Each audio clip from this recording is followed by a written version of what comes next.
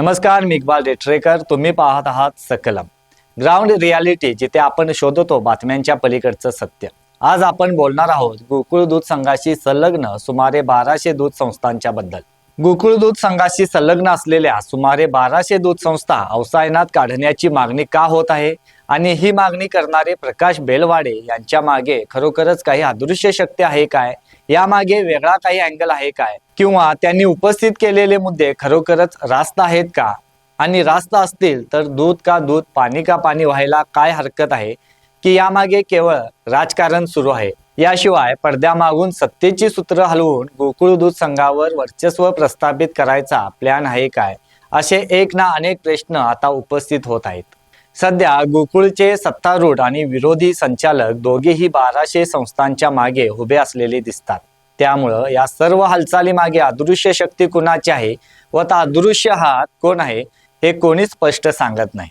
आत्ताच्या घडीला ती अदृश्य शक्ती कोण आहे हे शोधणं मात्र मोठं आव्हान असणार आहे.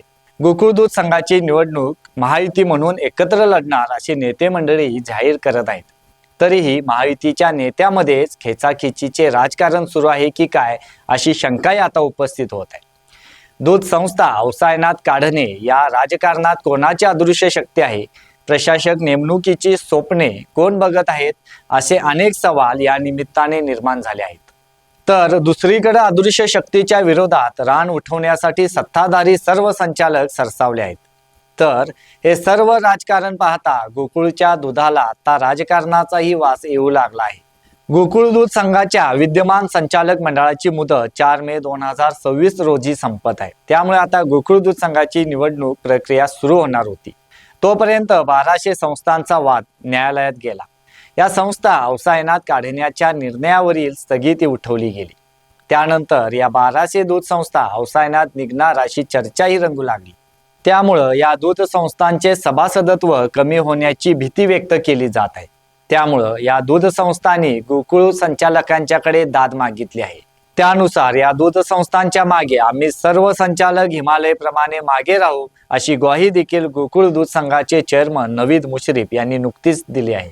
या दूध संचालकांनी आपलं मत व्यक्त करताना आमचे सभासदत्व अपात्र केले तर आम्ही पर्याय निवडू शकतो, असा इशाराही दिलाय.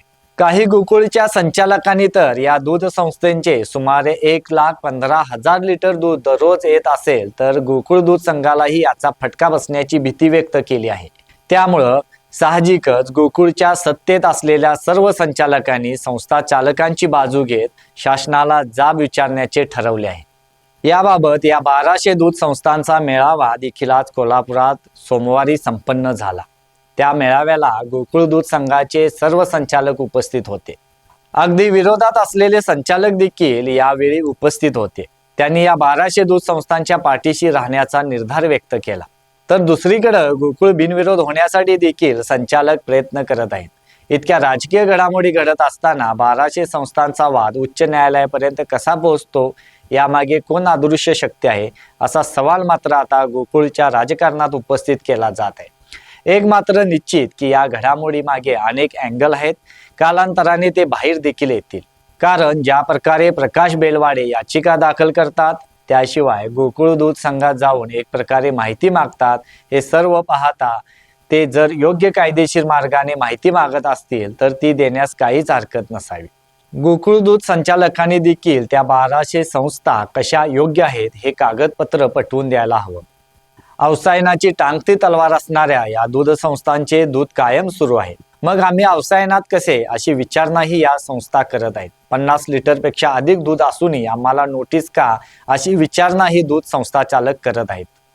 या दूध संस्थांची दुग्ध उपनिबंधक कार्यालयाकडून ऑडिटची तपासणी आता केली जाणार आहे. त्यांचं भवितव्य काय असेल याचा लवकरच निर्णय होईल. गेल्या काही वर्षात अनेक सहकारी संस्थांना आर्थिक अडचणीचा सामना करावा लागतोय. शेतकऱ्यांना वेळेवर पैसे मिळत नाहीत, उत्पादन खर्च वाढतोय आणि स्पर्धा तीव्र झाली आहे. तर गोकुळ सारख्या मोठ्या संघाशी जोडलेल्या संस्थाही याला अपवाद नाहीत. खासगी डेअरी कंपन्या आक्रमक पद्धतीने बाजारात उतरल्या आहेत. जास्त दर, आकर्षक करार देत आहेत. मात्र गोकुळमध्ये ज्या पद्धतीने राजकीय घडामोडी घडत आहेत, या सर्व घडामोडीमुळे अनेक प्रश्न निर्माण झालेत. ते म्हणजे गोकुळची निवडणूक वेळेत पार पडेल का, की त्यावर प्रशासक येईल किंवा गोकुळच्या संचालक मंडळाला मुदतवाढ मिळेल किंवा गोकुळ निवडणूक दिवाळीनंतर होईल, हे सर्व प्रश्न मात्र सध्या तरी अनुत्तरित आहेत. धन्यवाद.